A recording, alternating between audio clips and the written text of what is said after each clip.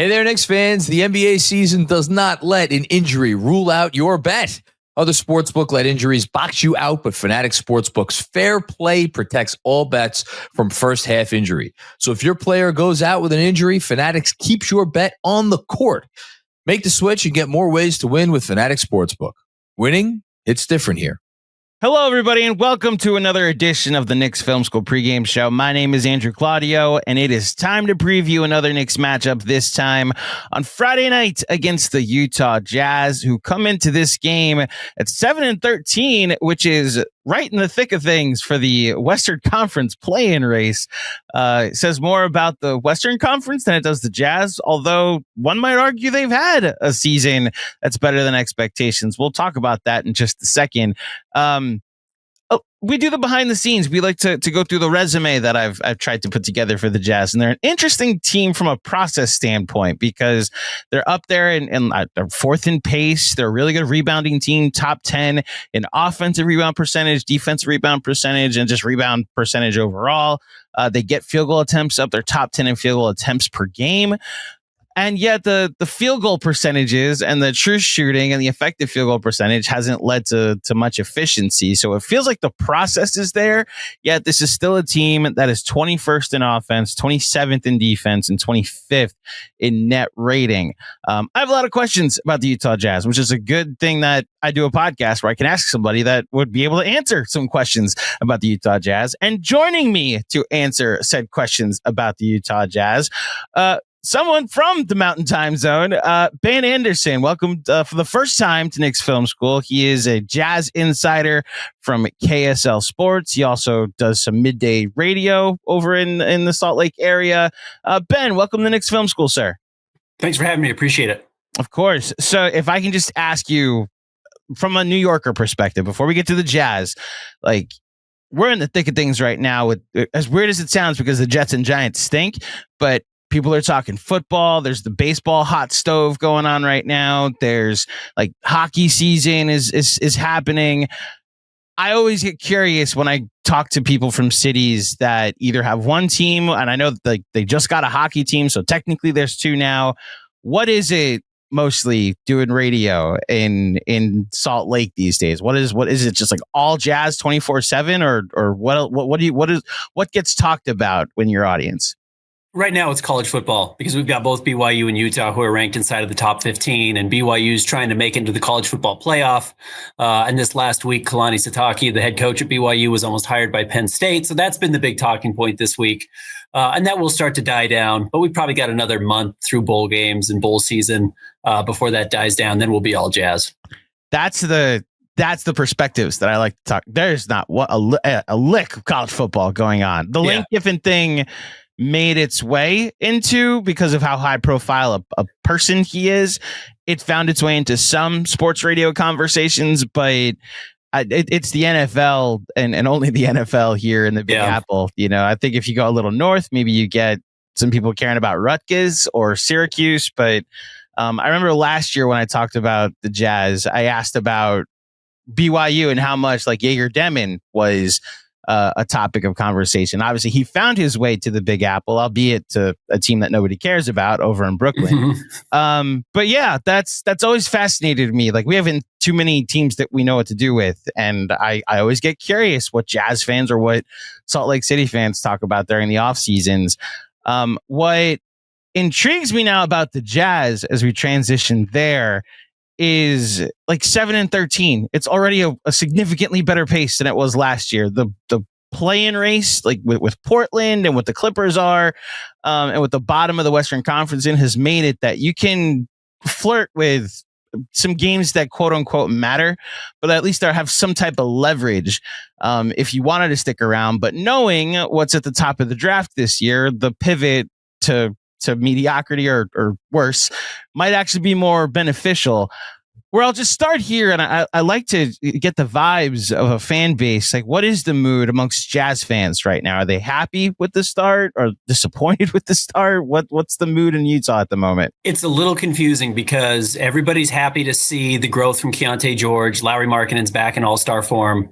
But you have to remember, not only do the Jazz, are they eyeing the draft? their pick is top 8 protected. It belongs to them. If it goes 9 or worse, it goes to the Oklahoma City Thunder. And the Jazz don't want to give the Thunder another lottery pick, especially in this year's draft. So they've got to finish with one of the top 8 picks, which means to be safe. I mean, we saw what happened last year with the teams that jumped up. They probably need to finish the season with the 6th worst record, or, quote unquote, better, depending on how you're looking at it, towards the top of the lottery. So while they're off to a hot start, it's caused some consternation for some Jazz fans of, are they going to win too many games and lose their pick? What's the trade that the Thunder did that gave them the pick? Yeah, it's always just some random player, right? This one was Derek Favors to unload Derek Favors' salary. Now, for the Jazz, they've kind of been under this sword for the last 3 years. The nice thing is, as opposed to this, just trailing on, if it doesn't convert this year, it's forgiven. It doesn't go to second round picks. Nothing changes. It's just gone. So the Jazz have one more year that it's probably worth just saying, miss the lottery or make the lottery, miss the playoffs. Don't even get to the play-in tournament because, you're not going to win. You're not going to advance anywhere in the West this year. Add one more piece, especially in this year's draft. The Knicks have had Washington's pick the last 3 years. That's top. I believe it went from top 11 to then top 10 to then top 9. It was something like that, where it was the protections got worse and worse as the years went by. And I think this year it converts to 2 seconds if it doesn't convey. I'm confident in saying it will not convey in this year's NBA draft with what the Wizards have been. So I know that hell to an extent from the other perspective of this team's not going to make an effort to try and improve. What's ironic is last year, because for years we had the Pistons pick, then we traded it for Karl-Anthony Towns, and then the Pistons became good and that pick conveyed last year. Right, so all these years of thinking, that pick might never mean anything. And then of course it does. So I want to start with Lauri Markkanen, if that's okay, because he's having a fabulous season. He's just been a revelation since he went to Utah. The thing that's become fascinating for me with Lauri Markkanen, and this is mostly from paying attention to the national conversation, is that he's the go-to for every fake trade. Like, how can we upgrade this fringe contender? Let's trade Lauri Markkanen to them. And I just want to start as a Jazz fan or someone around the Jazz fan base. How do Jazz fans take that their guy is not looked at as a building block nationally to the Jazz getting better, but making another team better as part of an extended rebuild even further? I do think Jazz fans certainly want Lowry to get the recognition that he's as good a player as he is, and probably has a great chance to make the All-Star game again this year with the new format of 8 international players making it. He should be a relatively safe bet there. Along the same lines, though, I think Jazz fans recognize that he's probably not your traditional number one guy. When you look at like true superstars, the Jalen Brunsons or the Donovan Mitchells, or the really high end, the Luka Doncic's and the Giannis's, he's not a guy who is an offense unto himself, despite the fact that he's averaging 28 points a game. And early in the season, it was 30 points a game. He's more Klay Thompson than he is Steph Curry, if that makes sense. He's more, I'm the secondary off the ball, great scorer, great shooter, who can certainly get mine, but I'm not going to create it all for myself. And he's done more of that this year than he has in years past, and his isolation numbers back that up. But he's not like a great ball handler. I know some people think, he's European, he must be a great passer. He's not a particularly adept passer. So in that sense, he's not kind of the full offensive system that some $40 million, 28 point per game players would imply.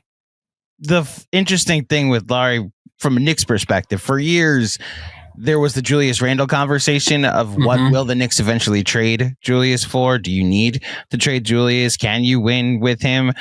And when it was him versus Lauri, the passing always fascinated me because I'd stare at the assist numbers. And then whenever I'd watch, mostly when he'd play the Knicks, but the rare times I'd get to watch Utah play, I'm with you. He's more a complementary piece than a primary piece. Not to say he can't be an elite complementary piece, but it does seem like his gravity as a shooter opens things up for others, like you said, Klay Thompson in that way. Do you think there's not to put you on the spot of do you think they'll trade him, but I just flatly, do you think his future is in Utah long term? Kind of the big debate is Lowry going to be on the team the next time the Jazz make the playoffs? Because it's not going to happen this year. And even if they try and make the push next year, it's probably where the Houston Rockets were or the Pistons were. You kind of add some talent, and is that good enough to actually get you to the postseason?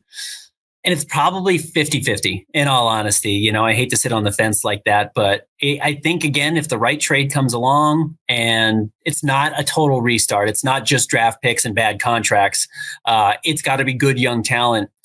I think the Jazz could say maybe we could continue to compete at the same level or maybe a little bit less while adding more assets. And then one of the existing players on the roster or whoever they would bring back in that trade could assume his position. And I think that's why the gamble is, it's always, I would never say he's untradeable. Certainly along those lines. And, now that this Giannis conversation is going to kick up and they're going to need third teams and big salaries probably to get this type of deal done, you will continue to hear his name.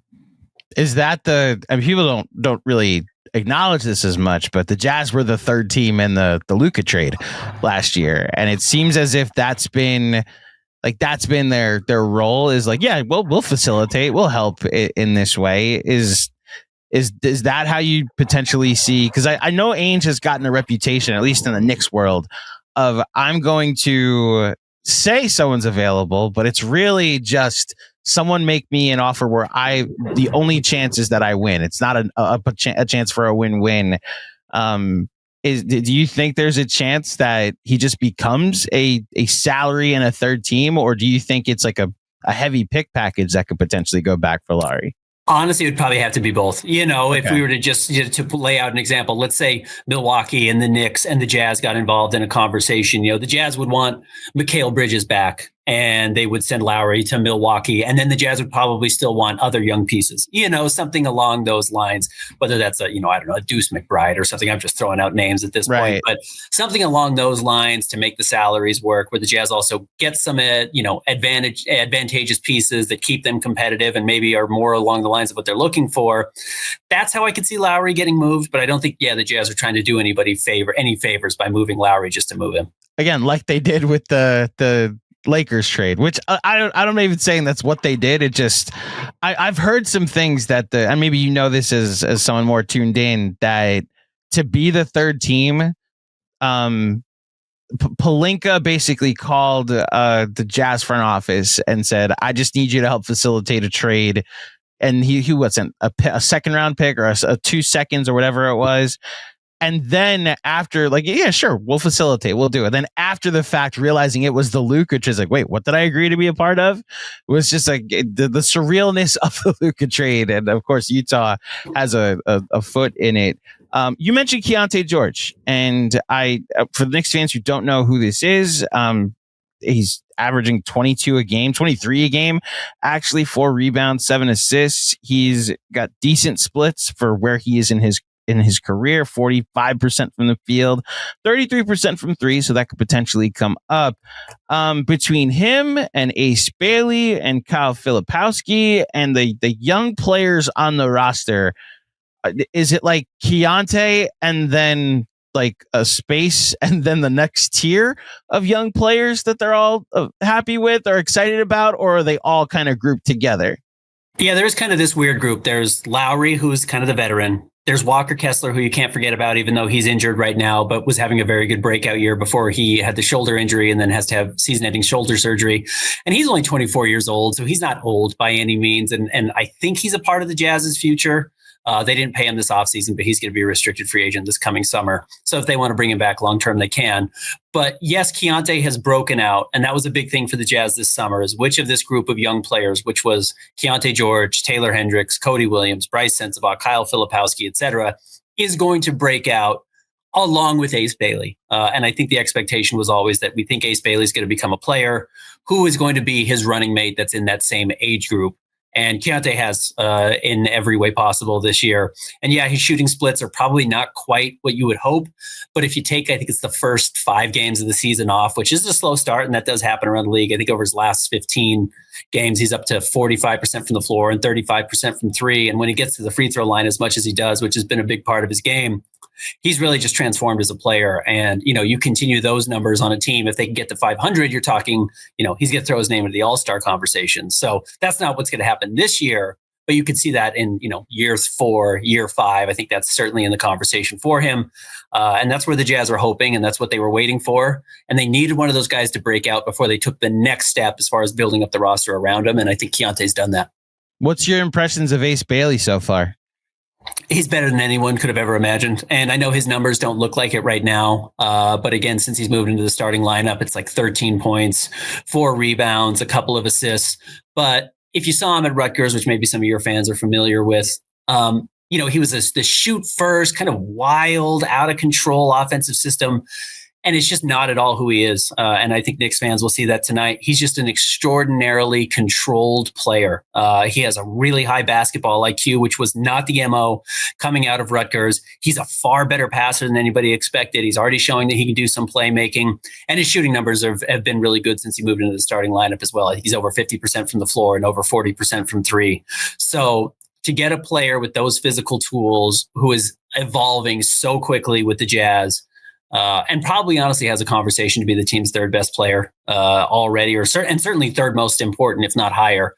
I think the Jazz fans are thrilled, and he's worth the price of admission every night. He seems to do something that nobody thought he could do or nobody knew he could do every single night he steps on the floor. Yeah, just to hammer home your point about him since going to the starting 5, I just pulled it up on Basketball Reference. It's the 11 games since he got inserted into the starting 5.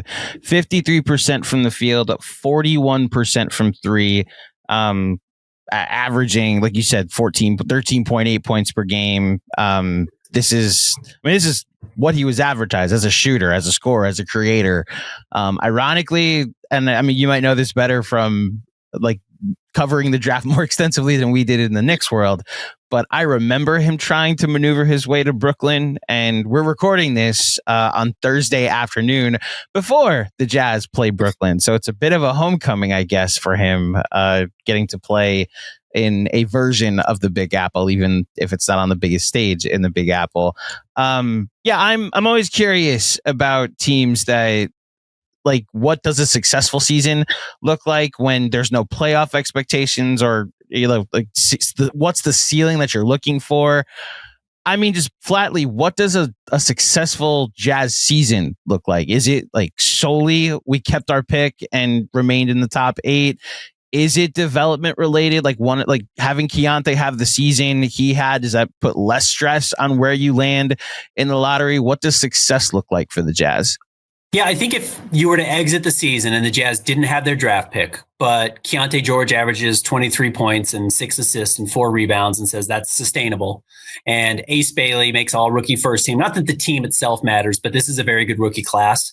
And if he's among the top 4 or 5 rookies in this year's class, which I think he's going to finish as, they'll think that they've got their future star and the future face of the franchise. And I think that is what the hope is for Ace. And then that Lowry has played well enough, which is going to be the reason why, if the Jazz don't hold on to their pick, that will be a key part of it.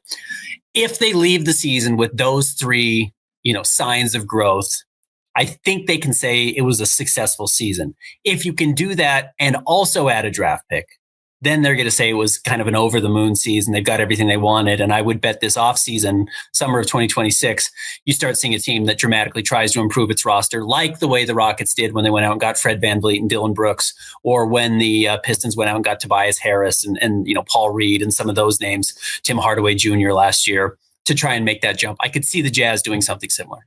Does being in the Western Conference help manage expectations that the ceiling can only go so high? Even though, again, I said at the beginning, Memphis has had a hint of a year from hell, and they're the 9th seed at the moment, sitting only tied in the loss column, and I guess technically 1 game ahead of the Jazz. I don't like to look at standings. My rule is Christmas is the day you should look at standings for the first time, but I understand 20 games is a decent sample size.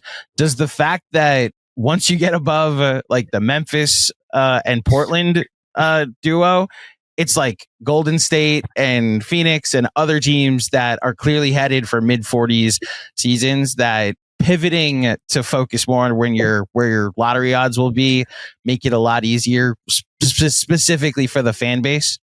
Yeah, I think so. And look, I've talked to some people with the Jazz, and they specifically have said, even in the last week, like, the schedule gets really hard in January. I do think there is. They're prepping all of you. Yeah. Yeah, and like they know the rest. I mean, we've been doing this a little bit here in Salt Lake, but you look at their schedule up until Christmas. I mean, tonight's game against Brooklyn, again, like we're recording this on Thursday, it's probably the most winnable game they have before then. They will mix in Memphis, they'll mix in Dallas, a couple of these teams who haven't had great starts to the season, but even they are figuring it out and starting to win at a higher pace than they began. So, if the Jazz are sitting at 8 wins, 9 wins right now, they're at 7 going into the Brooklyn game. Let's say they're at 9 by Christmas. Like, that's not a lot of games. It's not a lot of victories. Right. And if things get tough and you start to get a few injuries and then you start to see what happens at the trade deadline, if you're 12 games below 500, the Jazz aren't buying talent this season to try and improve, to hurt their draft odds. You're still better off trying to add just a cost control piece.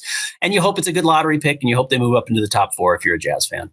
Yeah, progress looks different from season to season. If they finish 27-55, it's still a 55 loss season, but it's 10 more wins than they had from a season before, and probably still good enough to have 6 or 7 best lottery odds. I know you're flirting with disaster because you just need 2 teams to jump you, and then the Thunder get your pick. I didn't even realize that was in play. So much focus has been on the Thunder having the Clippers pick. There's a Jazz world. They could have 2 top 10 picks.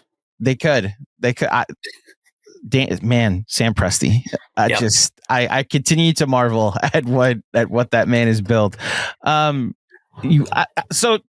I should have looked this up beforehand, but I think it's more fun now that you might surprise. Is anybody injured or hurt, or what's the injury status for the Jazz going into tonight against Brooklyn? Let's start there.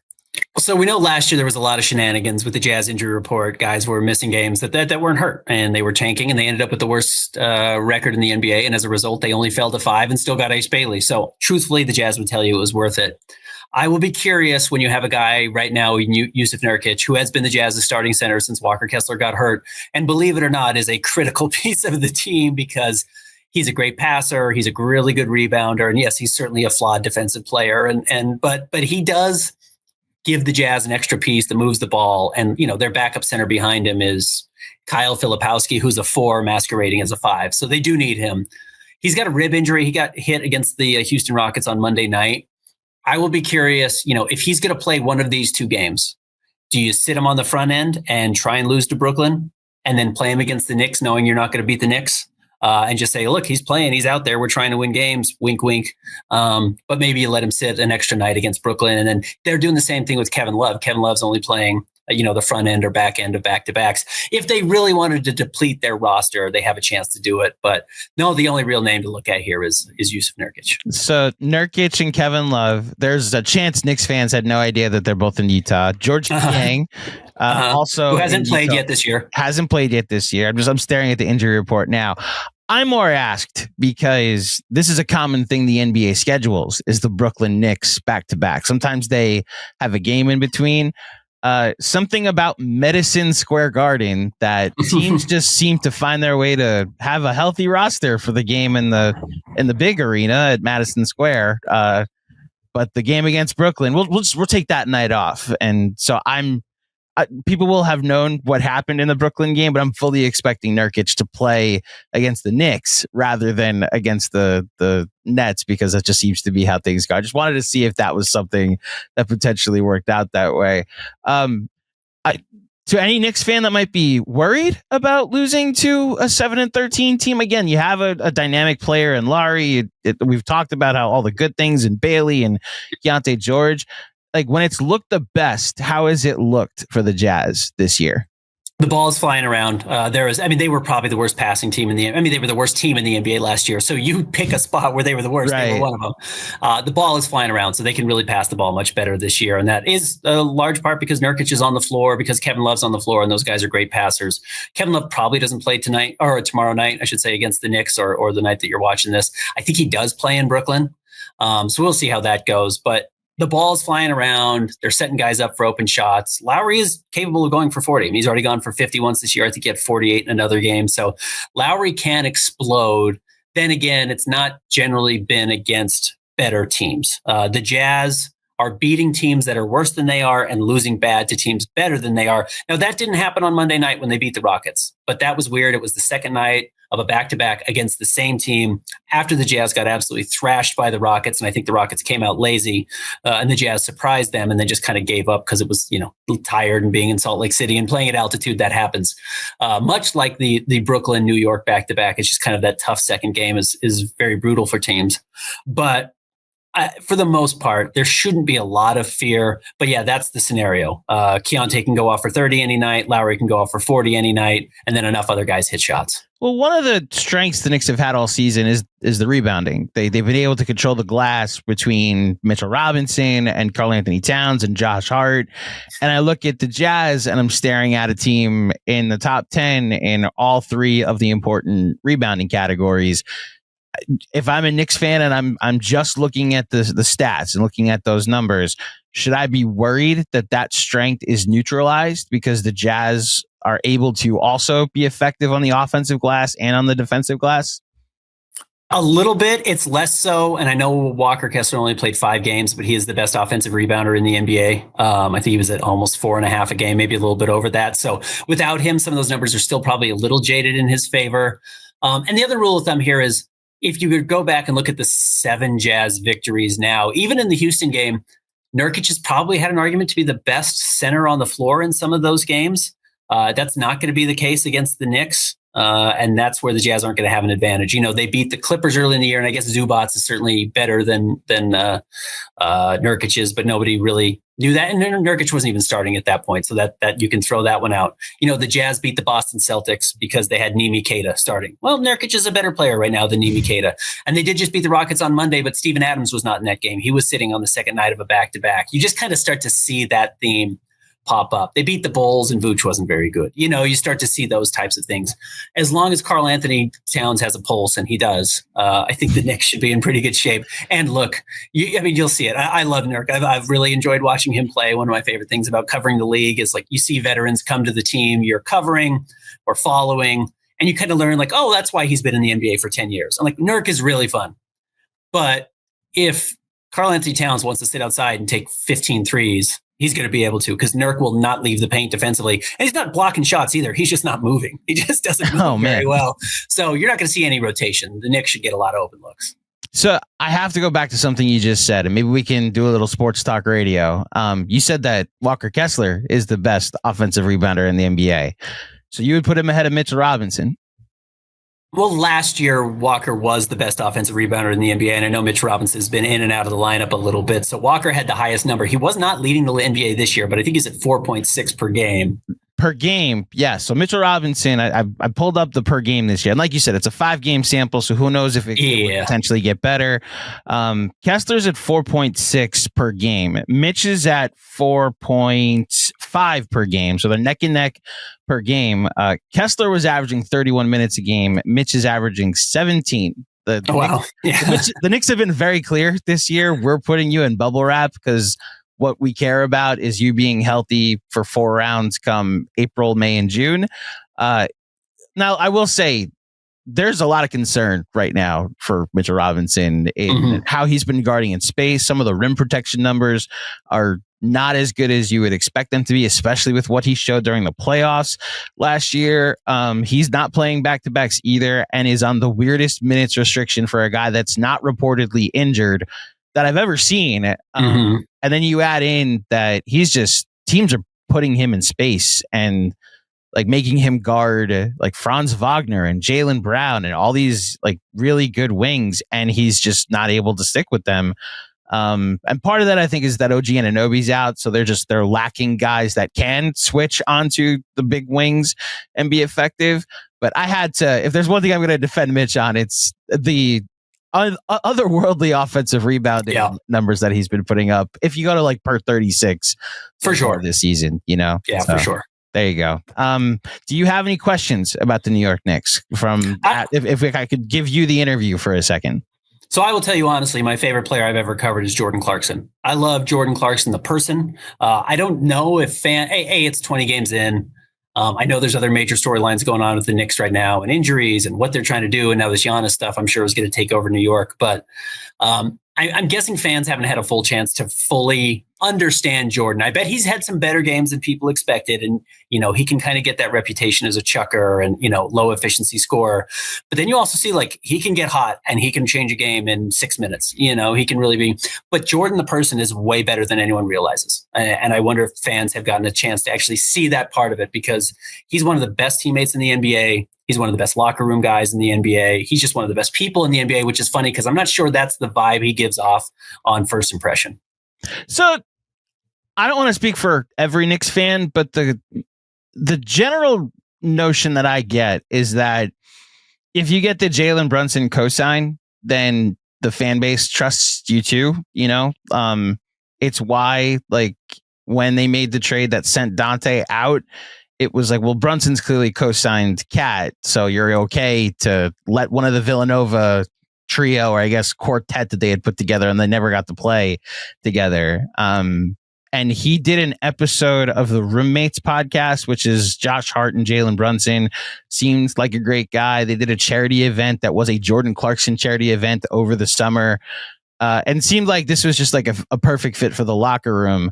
Like you said, it's still early, and I think the cool part about a post-Tibbs team is that you are getting to see more personality from different parts of the staff, from the roster, that you weren't getting to see in the past. They're now doing a defensive player of the game award that they take a picture on social media. It's a hard hat, a construction vest, a safety vest, and a one Timberland. Tim, as I don't know how to not pluralize Tims. Sorry, Knicks fans. But like, he's been in every picture. He's been front and center. He's won the award once. So I think from a personality standpoint, he's fit really well. Yeah, it's hit or miss, and he will get better. He will settle into his role. He can do a lot of things, and you've got to figure out, is he going to be distributing? Is he just out there to score points? Is he out there to carry the offense? And I'm sure he will round into form. And, it's never going to be perfect with Jordan, which is why he's the sixth man and not a starter. But no, I would try and advertise, just kind of enjoy the experience. And I know that's harder when you're trying to win a championship and every game truly matters. And that was not the case for the Jazz for the last 3 years. But Jordan's really a fun player. I'll just say, and again, I'm speaking personally, but I do think I've caught this part of the fan base. Like, the Knicks have their 7, they have the 5 starters and the 2, like Mitch Robinson, Josh Hart, Jalen Brunson, Karl-Anthony Towns, OG Anunoby, Mikal Bridges, and Deuce McBride. Like, they have their 7, right? Last year, they only had 7. And anything you get from the trio of Jordan Clarkson, Yabusele, Landry Shamet, any of the sophomores that you might be able to count on from the 2024 draft, Tyler Kolek, Errol Hukporti, Pacome Dadier, it's just like, can you be an 8th guy when we go to war in April, May, and June? And I think the fact that Clarkson, while he's not shooting well from 3, teams have to respect that he's a shooter. You mentioned some of the hot stretches. There have been moments where that once he gets the ball, it's not leaving his hands. Like, this is going to end in a Jordan Clarkson jump shot. I do think he's been a better all-around addition, like, to the team as an 8th or 9th man. I think that's what I'm trying. Like, he's on a minimum. Like, what I'm getting from an 8th or 9th man on a minimum, I have those expectations. If it comes a playoff series where he's not playable, you sit him. If he helps you win a playoff game, then he's already earned the value of the contract. And like, they just didn't have an 8th man last year. As you mentioned, Mitch Robinson missed the majority of the season last year. I was watching guys get overplayed, and, the Knicks go to Precious Achiuwa lineups that just killed any of the spacing that you're supposed to be able to optimize with Karl-Anthony Towns. So I like that they pivoted to more offensive strength complementary pieces. And Jordan Clarkson has been that for the most part. No, he's not shooting that well from 3, but even his 2-point percentage is insane when he shot them so far this year. So he's been, for my money, he's been exactly what you want from a minimum contract. And he's generally gotten better in the playoffs. At least he did his 3 runs with the Jazz. So that would be a good sign. Again, he helps you win a playoff game or 2 en route to the NBA Finals. He is on a minimum. So I keep trying to contextualize, like, even on the games he's frustrating, it's like, hey, eighth man. Like it's not like, what are we getting that upset with if we're that upset with? Like you have to contextualize it, which is what I've tried to give to Knicks fans. So last question before I let you get out of here. And this might be the most fascinating time I've asked this question, because I genuinely don't know which direction you're going to go. I usually think I have a good handle on what the answer is going to be, but that game is a thing I've been asking every person that comes on the show this year to give some context of what's the devastating loss in your fan base's history or in your franchise's history that you just have to say that game and every fan knows what you're talking about. I'm very curious to see where you're going with this, how far back we have to go for this even. What is that game for Jazz fans? There are 3 games that I will bring up to you. 2 of them are in the finals. The flu game with Jordan. You know, you have a compromised Michael Jordan in Salt Lake City, and he goes off for whatever it was, 40 plus. You win that game, you pick up a finals game. You're that much closer to winning the title. Then there's the Jordan pushed off game against Brian Russell, which, you know, that was game 6, and the Bulls win the finals that game. If Jordan gets called for an offensive foul or whatever happens, which we know they were never going to call, but, you know, and the Knicks fans felt the wrath of MJ for his entire career as well. So they know how this goes. Yeah. But, you know, if the Jazz win that game, they go to game 7 in Salt Lake City. Like, it's anybody's ball game at that point. So game 6 is probably the most, but recently in the Donovan Mitchell and Rudy Gobert era, most people probably won't remember this, but it haunts Jazz fans. It's game 6. It's game 6 in LA against the Clippers. Kawhi Leonard is hurt. He's torn his ACL. He's out for the rest of the year, obviously. The Jazz had the best record in the NBA that season. There was like real hopes. That was the post-COVID year. Mm-hmm. You know, the 72 game season. The Bucks had to make it. But the Jazz finished with the best record for the first time ever in NBA in franchise history. And they're up 2-0 against the Clippers with a chance to go to the conference finals. And they probably still lose to the Suns, to be honest with you, but game 6, the Jazz cannot figure out how to defend Terrence Mann shooting threes in the corner. And Terrence Mann, who's an absolute who in NBA history, scores 39 points. I think he hit like 7 or 9 threes or something crazy. And truthfully, that loss is the reason why Donovan Mitchell plays for the Cavs and Rudy Gobert plays for the Minnesota Timberwolves.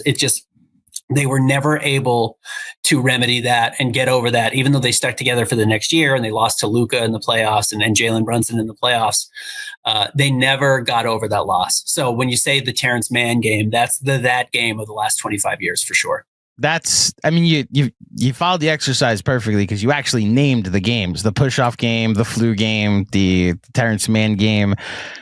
The Last Dance, speaking of the pandemic, like, we all got to really study basketball history, I thought. And I have, of course, have some Knicks Bulls battles that I go to where it's like, man, a bounce here, a foul call here, you know, a made shot here. And maybe the Knicks are a team that was able to dethrone Michael Jordan. And like you said, no one was ever going to call the push off on MJ, but like it's a 3-possession sequence after Stockton hits the 3 to put the Jazz up 3 in game 6 of the push-off game.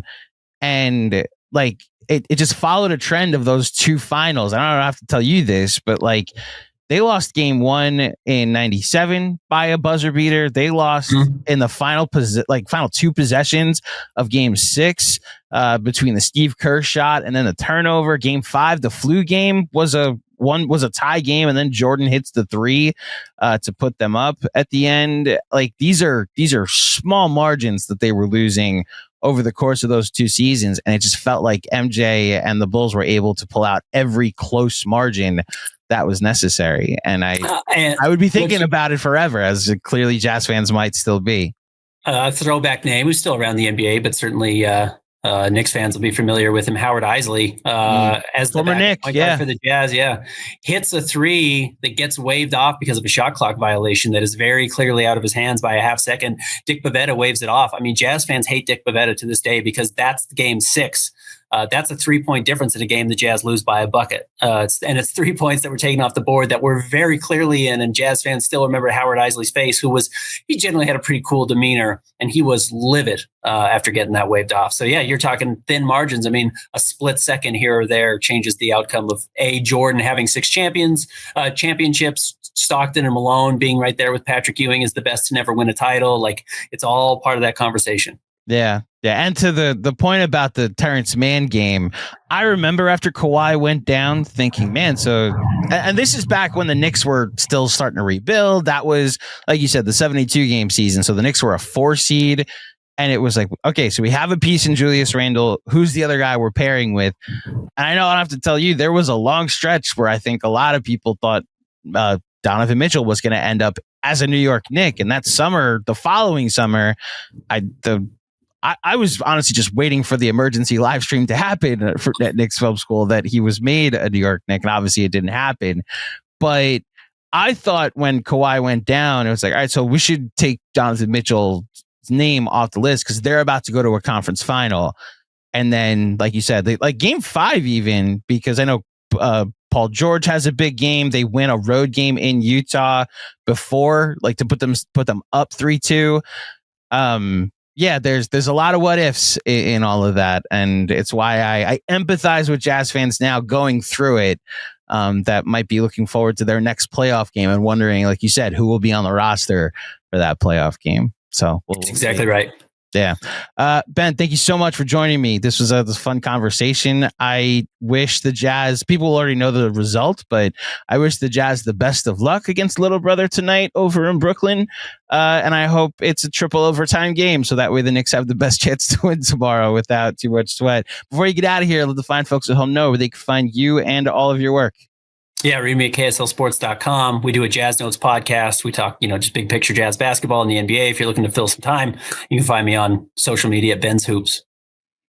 Great podcast name, by the way, Jazz Notes. It's simple, it's obvious, but it's a perfect basketball name that also connotes the team name and just a good pun as well. I appreciate good puns when I hear them. Ben, thank you so much for joining me, and thank you to everybody that tuned in for another edition of the Knicks Film School Pregame Show. If you dug it, please head over to iTunes, drop a 5-star rating and a review. Spotify, do that as well. If you're watching on YouTube, like this video, remember to subscribe. If you haven't yet, please follow us on socials at Knick Film School, SKOOL. We have bonus content on Patreon and on Substack. I will be back not Sunday when the Knicks play the Magic, because they've played the Magic twice. Go check out the 2 pregame pods I've already done for the Orlando Magic. I'll be back on Tuesday when the Knicks will take on the Toronto Raptors in the NBA Cup. So we'll do the whole pomp and circumstance for a quote unquote playoff game on Tuesday. Until next time, thank you for listening. Thank you for watching. Enjoy the game tonight, and I'll speak with you soon. Peace. Must be 21 or older. Gambling problem? Call 1-800-GAMBLER. Connecticut, call 888-789-7777. Massachusetts, call 800-327-5050. New York, call 877-8-HOPE-NY. Maryland, visit mdgamblinghelp.org. Not available in all states. Terms apply. See the Fanatics Sportsbook app.